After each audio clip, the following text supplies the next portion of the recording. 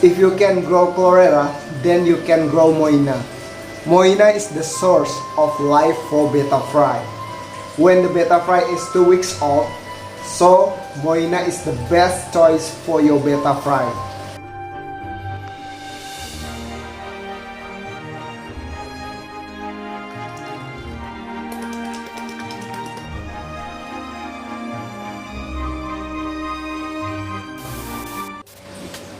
Hello betta lovers, what's up everybody and welcome to my video. If you wanted to raise betta fry, then this video is right for you. Today I'm going to share tips about how to raise betta fry. These tips are based on my personal experience, and if you're curious about this topic, check this out.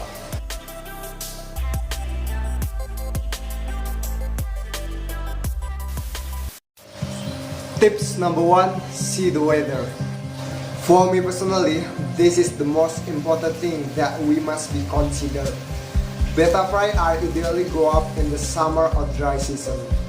The right temperature will make the betta fry growing faster. And on the other hand, if the weather is cool, you have to be careful from fungal and other diseases such as white spot. Besides that, betta fry will tend to be slow to grow when the temperature is cool. Therefore, to make betta fry grow fast, make sure the water temperature is around 24 to 28 degrees Celsius. The right temperature will make betta fry metabolism work optimally. When the body metabolism is optimal, betta fry will have a high appetite, and thus the nutrition intake from food will also be higher, so that the betta fry get bigger quickly. Besides that, a good temperature also makes smooth digestion of betta fry.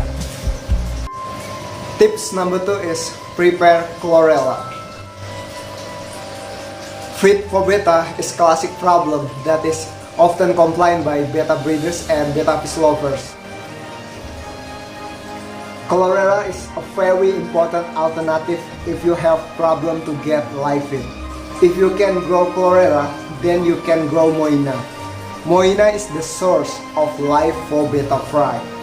When the betta fry is 2 weeks old, so moina is the best choice for your betta fry. Moina can support the growth of bones and muscle tissue in betta fry.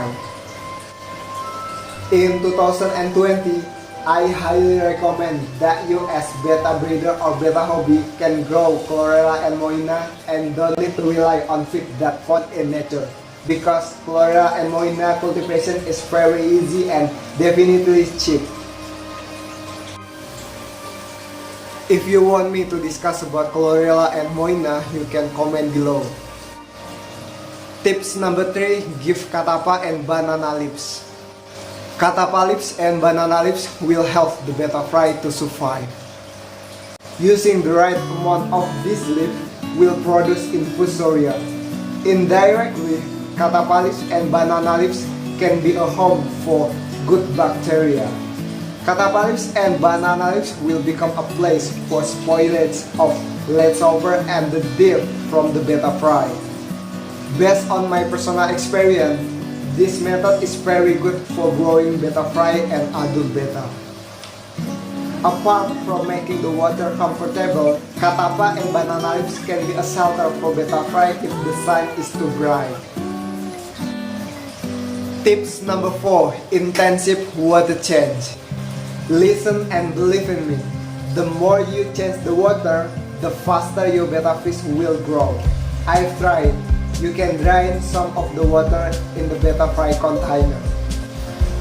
Keep in mind that betta fish like new water, but it must be water with good quality. If your betta is a descendant of koi betta and you are very intensively change water, then your betta will quickly mutate the color. In addition, the quality of betta fish fin will be better maintained if you intensive water change. Intensive water change are the reason why betta fish are so expensive. Maybe everybody can breed betta fish, but not everybody can change water regularly and intensively. And one more reason why we have to change water regularly is to prevent various diseases. With good water quality, betta fry digestion will be good, and betta fry will cook regularly because the metabolism works well. Tips number 5, don't overfeeding. Even though you have a lot of feed, but don't overfeed it. If there is too much feed in the container, betta fry can lose their appetite. Besides that, the water becomes dirty quickly. Poor water conditions are not good for growing young betta fish. Water quality and feed is the key to optimal growth on the betta fry. Give feed gradually. Feeding gradually or little by little will increase the betta fry hunting instinct. There's no standard how many times we have to feed betta. In my opinion, it's better to give food little by little. When the betta fry stomach is large and they don't want to chase the feed, stop feeding. And when they start to get hungry, then give it again. Tips number 5, check completeness. When the betta fry is 3 weeks old, immediately check the completeness of the fish anatomy, such as ventral fin, dorsal fin, and caudal fin. Check some betta fry randomly. If you find a betta fry that anatomy is incomplete, immediately spare it and give it to the flower home. Completeness checking is the one of the important things, in addition to know the physical condition of the betta fry. We can also guess whether this betta colony has good potential or not. If the betta fry colony are physical good, then we can rebreeding the parents to get a second colony. And tips number 6, separate betta fry. Usually, when the betta fry size are 2 cm up, they will start fighting each other. To maintain the quality of betta fins, betta fry must be spared to avoid damage to the fins due to fight. Usually, I spare the betta fry when the size are very small. And this is an anti-mainstream way, and not all breeders do it. With this method, the betta will not share food, and I hope the growth will be faster.